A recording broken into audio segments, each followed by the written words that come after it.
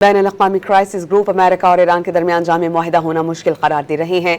बैन-अल-अक़वामी crisis group ने कहा कि इब्तिदाई पेशरफ्त के बावजूद एक जामे मुआहिदा होना मुश्किल दिखाई देता है। मुफाहमती याददाश्त बरकरार रह सकती है, लेकिन उसके किसी बड़े और जामे मुआहिदे में तब्दील होने के इम्कानात कम हैं। अल जज़ीरा से बातचीत में ग्रुप के डायरेक्टर अली वाइस ने कहा कि 60 रोज़ में मुआहिदा करना बहुत मुश्किल है।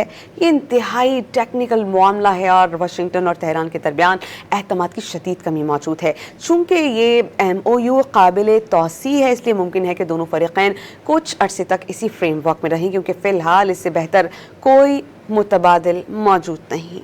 बैन-अल-अक़वामी क्राइसिस ग्रुप अमेरिका और ईरान के दरमियान जामे मुआहिदा होना मुश्किल करार दे रहे हैं। बैन-अल-अक़वामी क्राइसिस ग्रुप ने कहा कि इब्तिदाई पेशरफ्त के बावजूद एक जामे मुआहिदा होना मुश्किल दिखाई देता है। मुफाहमती याददाश्त बरकरार रह सकती है, लेकिन उसके किसी बड़े और जामे मुआहिदे में तब्दील होने के इम्कानात कम हैं। अल जज़ीरा से बातचीत में ग्रुप के डायरेक्टर अली वाइस ने कहा कि 60 रोज़ में मुआहिदा करना बहुत मुश्किल है। ये इंतहाई टेक्निकल मामला है और वाशिंगटन और तेहरान के दरमियान एतमाद की शदीद कमी मौजूद है। चूँकि ये MOU काबिल तौसी है, इसलिए मुमकिन है कि दोनों फरीक़ैन कुछ अरसे तक इसी फ्रेमवर्क में रहें, क्योंकि फ़िलहाल इससे बेहतर कोई मुतबादिल मौजूद नहीं।